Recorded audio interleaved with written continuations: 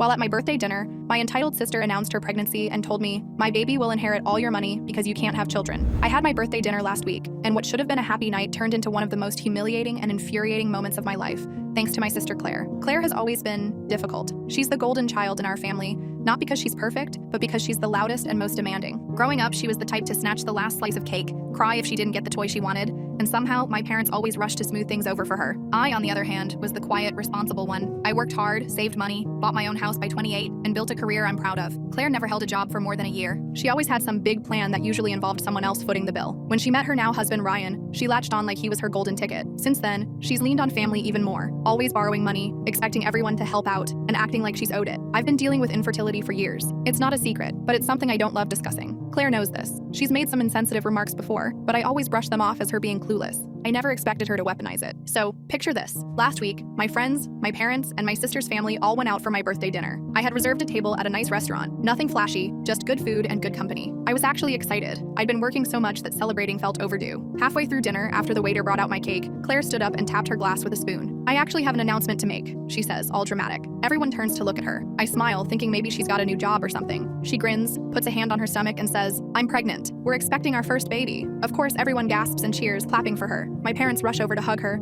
my friends politely congratulate her, and I sit there frozen. Not because she's pregnant, but because she decided my birthday dinner was the time and place to hijack everything. Still, I swallow my annoyance and force a smile. "Congrats, Claire. That's exciting news." But she wasn't done. She looks right at me across the table and says with this smug little laugh, "And honestly, it's kind of perfect. Because my baby will inherit all your money since you can't have children." The table went silent. I felt my face burn. Did she really just say that? On my birthday? I tried to laugh it off at first, like maybe I misheard. "Excuse me?" Claire shrugged like it was obvious. "Well, I mean, you don't have kids and you probably won't, so naturally everything you've built will just go to my baby one day. It's kind of sweet, actually." Her husband chuckled nervously, but didn't say anything. My parents looked uncomfortable, but of course no one corrected her. My mom just mumbled, "Claire," in that weak tone she always uses when Claire goes too far. I snapped. I put my fork down, looked her dead in the eye, and said, "Claire, let's get something straight. Nothing I own, nothing I've worked for, and nothing in my will belongs to you, your baby, or anyone else. If you're already counting my money before I'm even gone, that says a lot more about you than it does about me." She scoffed. "Oh, come on. Don't be so dramatic. You're single, childless, and you know you love my baby already. Why not admit it? My baby will be your legacy." I leaned back and smiled, because that's when it hit me. The best revenge was the truth. So I said, "Actually, Claire, my will is already taken care of, and you'll be happy to know I left everything to charity. Scholarships, animal shelters,